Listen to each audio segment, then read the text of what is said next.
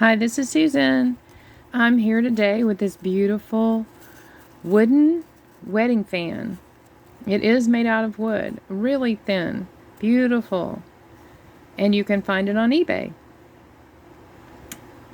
This is 8 inches, so you want to make sure you're not getting the 4-inch. If you think you're getting a good deal, it's because you're getting the 4-inch. Make sure you're getting 8 inches. Now there's 27 thin blades and then 2 thicker blades at the end of each side. So let's look at all the things I've made, and I want to give you tips on how to use these. Now here is one single blade, and here's the 4-inch blade. Not that the 4-inch isn't sweet and cute. It has its merits. You can make a ceiling fan with it, but you can do so much with this. So let's look at, I have a second video that I'm gonna do. It has 6-7 more things, so keep an eye out for it. Okay, so I guess the first thing I'll show you is this lantern. This is for Halloween, and this is using a fairy light from Dollar Tree, and it's the most basic. This is that fairy light kit, and it's the smallest to feed it through these, the fretwork. Fretwork is a German term. It's German fretwork. Okay, so let's see how the basic, first off, the very basic. This was a trash can that I made, and it's one of the very basic starting designs. And that's the top of the blade. That's this section of the blade. And this is using a single ply. Now you see right here, it's kind of curved. Some reason, I don't know, some of them curve. It may be the moisture, but in this, these 3 sides are not curved, but this one side is. So I've started to double up. I've decided to go ahead and double my pieces because they cut better that way. They break less, and you can use the scissors on it a little bit more than your craft knife. So this is just the very basic little square of popsicle stick, wood, whatever, and then those pieces into a little trash can.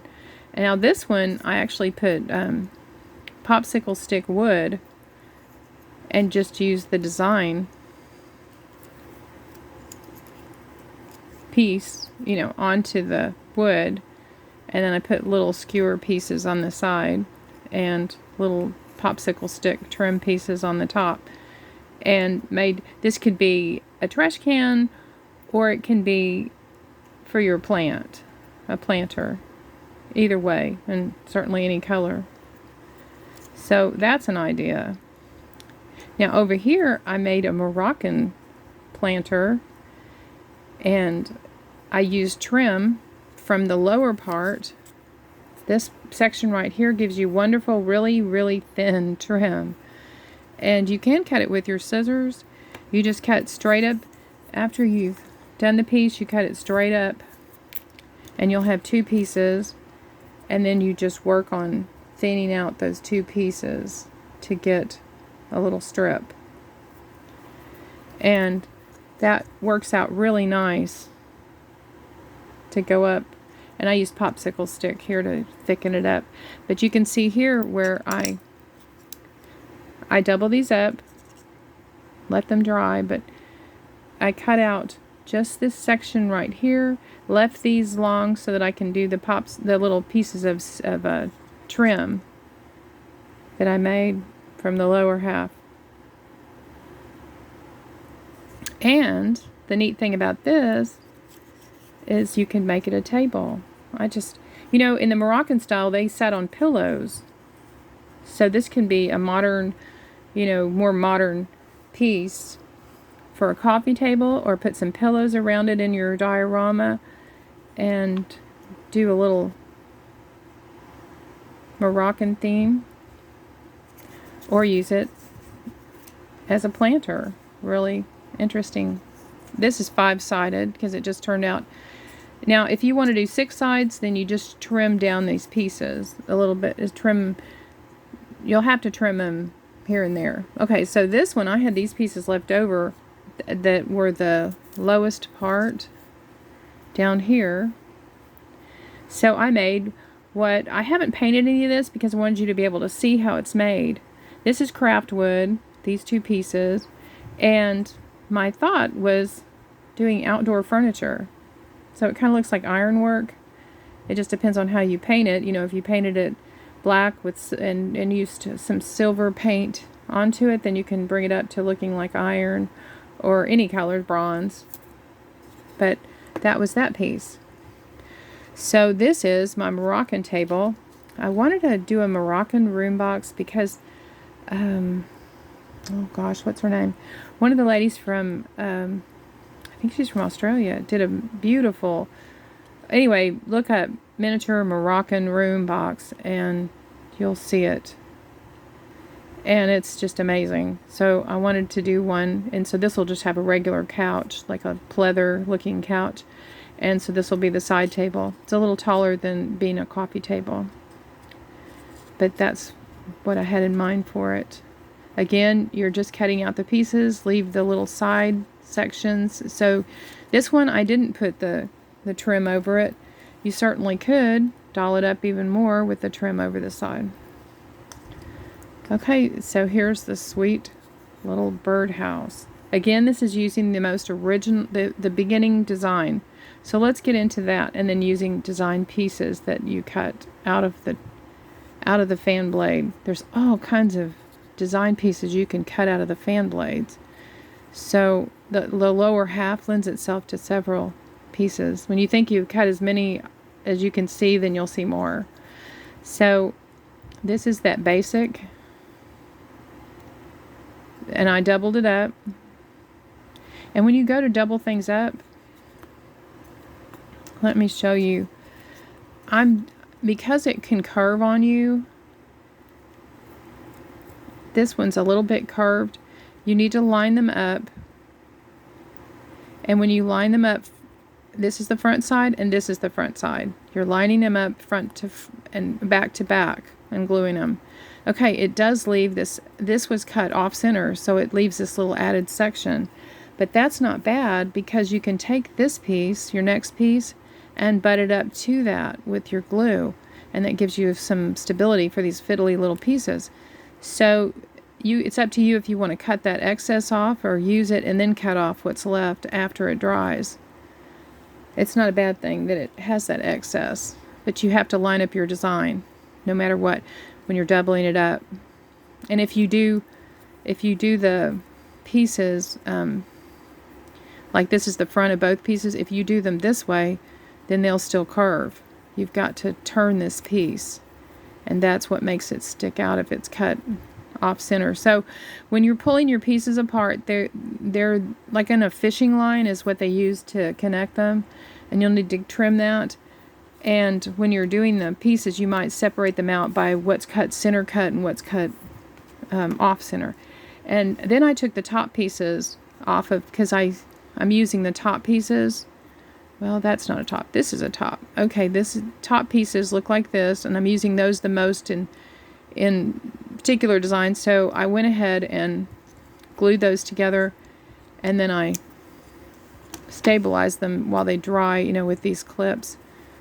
And so I'll have these pieces to make birdhouse or the trash can or a planter. And then the lower half is what I used mainly on the tables. So it's just so much fun. There's just endless thoughts of. The first piece I ever made from this was this. It was a kit that a lady named Kendra did for our group, and I don't know if it was her original idea, but this is German fretwork, this design is. And I made these plates and the little plate holders. I was making this to go into one of my room boxes, the ladies' room box, the dressing area. If you want to look at it, I'll be putting this back in a future video. But you can see, let me set this on this side. You can see how this is cut against the wood. So you can see the design has been cut out. Actually, it's been cut out of this direction.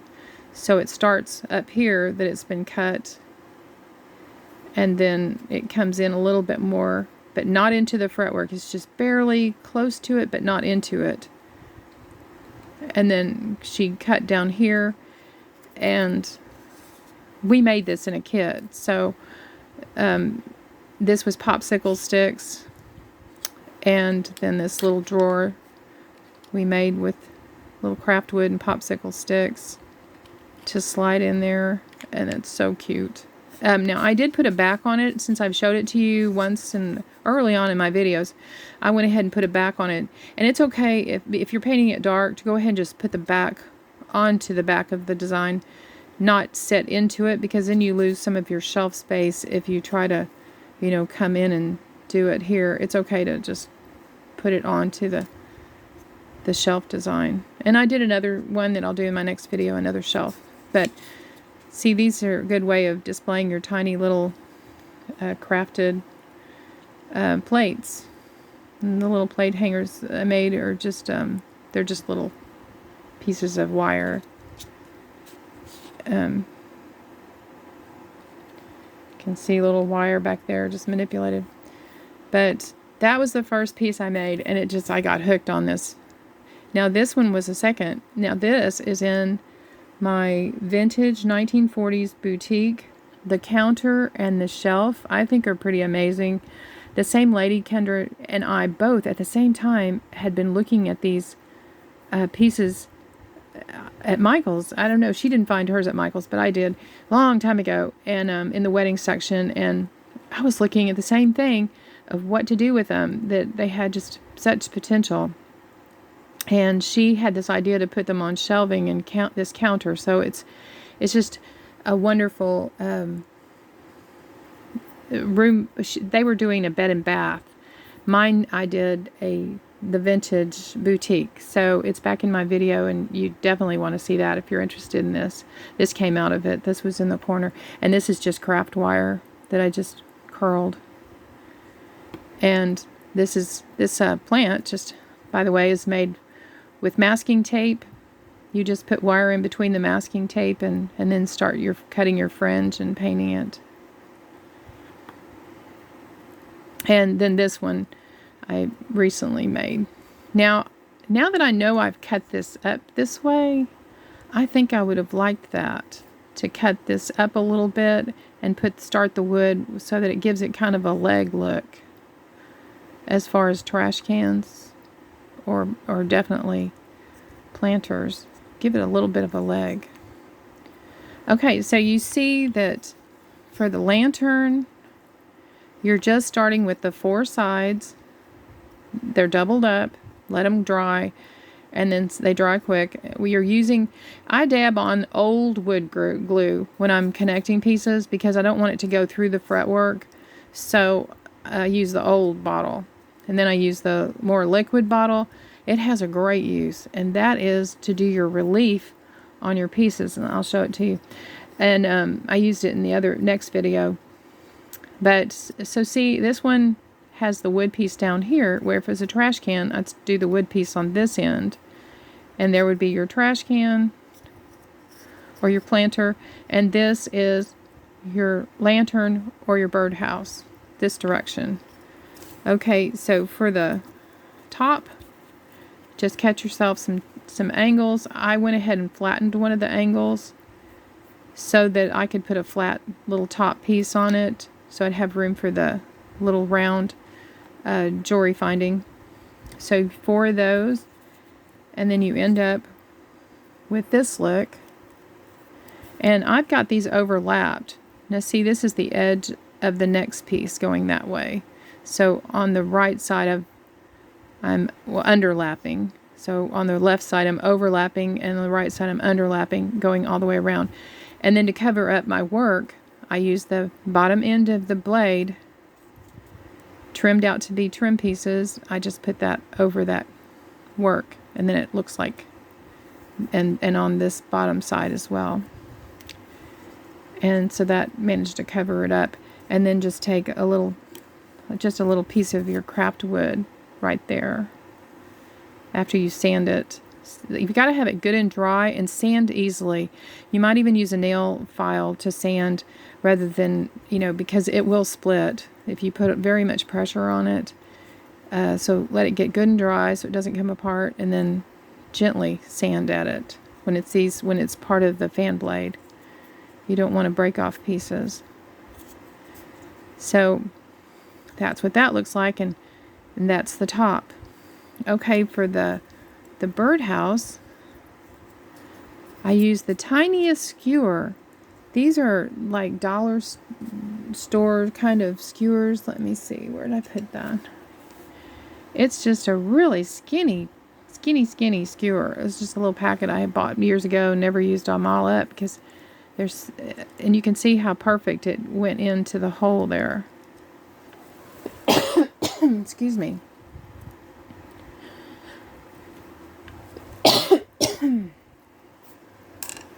And here is what is cut to be the trim, this decorative piece.